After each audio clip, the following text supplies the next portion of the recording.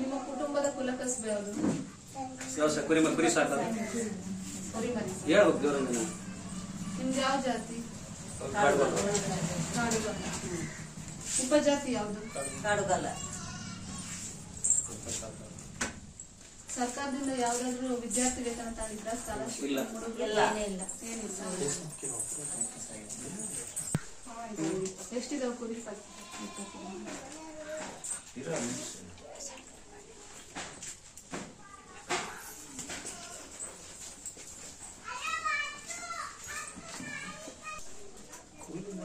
ಎಷ್ಟು ಓದಿದಾರ ಅವರು? ಓದಿಲ್ಲ. ನಿಮ್ಮ ಮನೇಲಿ ಏನ್ ಕೆಲಸ ಮಾಡ್ತಾರೆ?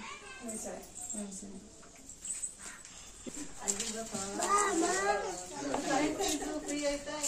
ಆಯ್ತಾ?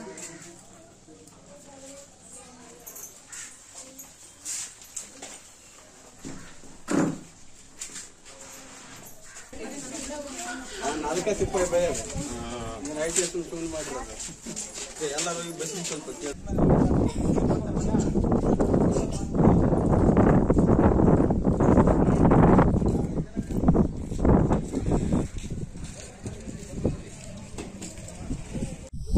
ನಮಸ್ತೆ, ನಾನು ರಾಧಾ ಎಂ ಅಂತೇಳಿ. ನಾನು ದಾಸರಹಳ್ಳಿ ಶಾಲೆಯಲ್ಲಿ ಶಿಕ್ಷಕಿಯಾಗಿ ಕೆಲಸ ಮಾಡ್ತಾ ಇದ್ದೀನಿ.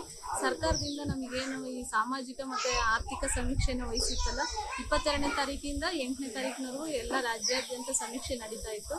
ಅದರಲ್ಲಿ ನಾನು ಕೂಡ ಸಮೀಕ್ಷಾದಾರಳಾಗಿ, ಗಣತಿದಾರಳಾಗಿ ನನಗೆ ಕೆಲಸ ವಹಿಸಿತ್ತು.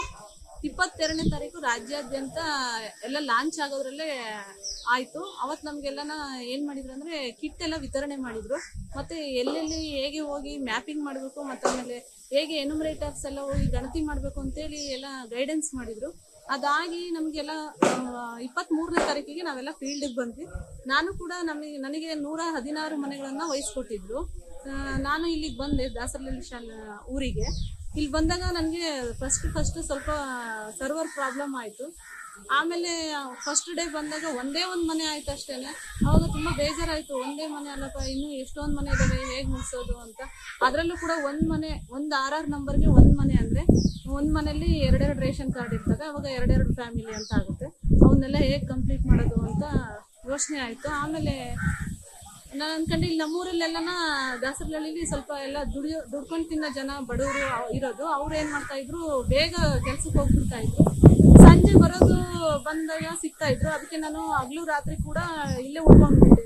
ಅಂದರೆ ಇಲ್ಲಿಗೆ ಸಿಟಿಯಿಂದ ನಮಗೆ ತುಂಬ ದೂರ ಆಗುತ್ತೆ ಶಾಲೆ, ಊರು ದಾಸರಹಳ್ಳಿ. ಇದು ಗಡಿ ಭಾಗದ ಹಳ್ಳಿ ಆಗಿರೋದ್ರಿಂದ ಇಲ್ಲಿಗೆ, ಅದ್ರಾಗೂ ತುಂಬ ಇಂಟೀರಿಯರ್ ಇರೋದ್ರಿಂದ ಇಲ್ಲಿ ಬಸ್ಸಿನ ಫೆಸಿಲಿಟಿನೂ ಇಲ್ಲ.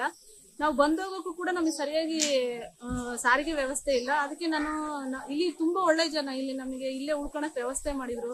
ಮತ್ತು ಎಸ್ಪೆಷಲಿ ಹೆಣ್ಮಕ್ಳಂತೂ ತುಂಬ ಚೆನ್ನಾಗಿ ನನಗೆ ಸ್ಪಂದಿಸಿದ್ರು. ಹಾಗಾಗಿ ನಾನು ಸರ್ಕಾರ ನನಗೆ ವಹಿಸಿದಂಥ ಕೆಲಸನ ನಾನು 5 ದಿನದಲ್ಲಿ ಮುಗಿಸ್ಬಿಟ್ಟೆ. ತುಂಬ ಈಸಿಯಾಗಿ ಮುಗಿಸ್ದೆ. ಯಾಕೆ ಅಂತಂದರೆ ನನಗಿಲ್ಲಿ ಅಷ್ಟು ಪ್ರೋತ್ಸಾಹ ಕೊಟ್ಟರು ಎಲ್ಲ ಜನ. ಮತ್ತು ಹೆಣ್ಮಕ್ಳಾಗಿರ್ಬೋದು, ಇಲ್ಲಿ ಊರಿನ ಗ್ರಾಮಸ್ಥರಾಗಿರ್ಬೋದು, ನನಗೆ ಮನೆ ಮಗಳ ಥರ ಎಲ್ಲ ಇಲ್ಲೇ ಉಳ್ಕೊಳಕ್ಕೆ ವ್ಯವಸ್ಥೆ ಮಾಡಿದರು. ಏನು ಮಾಹಿತಿ ಕೇಳಿದ್ರು ಕೂಡ ರಾತ್ರಿ 12 ಗಂಟೆ ಆಗಲಿ 1 ಗಂಟೆ ಆಗಲಿ ನನ್ನ ಸರ್ವರ್ 1 ಗಂಟೆ 12 ಗಂಟೆ ಫ್ರೀ ಸಿಗುತ್ತೆ ಅನ್ನೋದಕ್ಕೆ ನನ್ನ ಜೊತೆಗೆ ಇಡೀ ಊರೇ ಎದ್ದಿತ್ತು. ಇಡೀ ಊರೇ ಸರ್ವೆ ಮುಗಿಯೋವರೆಗೂ ನನಗೆ ಕೈ ಜೋಡಿಸಿತ್ತು. ನನಗೆ ನಿಜವಾಗ್ಲೂ ಹೆಮ್ಮೆ ಆಗುತ್ತೆ. ನಾನು ಈ ಊರಲ್ಲಿ ಸಮೀಕ್ಷೆ ಮಾಡಕ್ಕೆ ಬಂದು ಇಷ್ಟು ಚೆನ್ನಾಗಿ ಯಶಸ್ವಿಯಾಗಿ ಸಮೀಕ್ಷೆ ಮುಗಿಸೋದಕ್ಕೆ ಊರಲ್ಲಿರೋ ಗ್ರಾಮಸ್ಥರು, ಹೆಣ್ಮಕ್ಳು ಇವರೇ ಕಾರಣ. ಸರ್ಕಾರ ನಮ್ಗೆ ಏನು ಅನಿಸುತ್ತೋ ಅದಂತೂ ಬಿಡುಗಡೆ ಇಲ್ಲದು, ನಾವು ಮಾಡಲೇಬೇಕು. ಅದು ಪ್ರಶ್ನೆ ಮಾಡೋ ಹಕ್ಕು ನಮಗಿಲ್ಲ. ಅಂದರೆ ನಾವು ಕೆಲಸ ಮಾಡಬೇಕು, ಅದರಿಂದ ಒಳ್ಳೇದಾಗುತ್ತೆ. ಅದಕ್ಕೆ ನಾವೇನು ಮಾಡಿದ್ವಿ, ಇಲ್ಲಿ ಬಂದಮೇಲೆ ಎಲ್ಲನ ಮಾಡಿದ್ವಿ. ಚೆನ್ನಾಗಿ ಆಯಿತು. ಎಲ್ಲ ಮನೆಗಳು ಸಿಕ್ವು ನಮಗೆ, ಮ್ಯಾಪಿಂಗ್ ಮಾಡಿರೋಂಥವು. ಮತ್ತು ಸಮೀಕ್ಷೆ ಮಾಡ್ಬೇಕಾದ್ರೆ ಸ್ವಲ್ಪ ತೊಡಕಾಯ್ತು. ಅದು ಎಲ್ಲ ಕೆಲಸದಲ್ಲೂ ತೊಡಕಿದ್ದೇ ಇರುತ್ತೆ. ಹಂಗಾಗಿ ಸ್ವಲ್ಪ ತೊಡಕಾಯಿತು. ಆಮೇಲೆಲ್ಲ ಚೆನ್ನಾಗಾಯಿತು.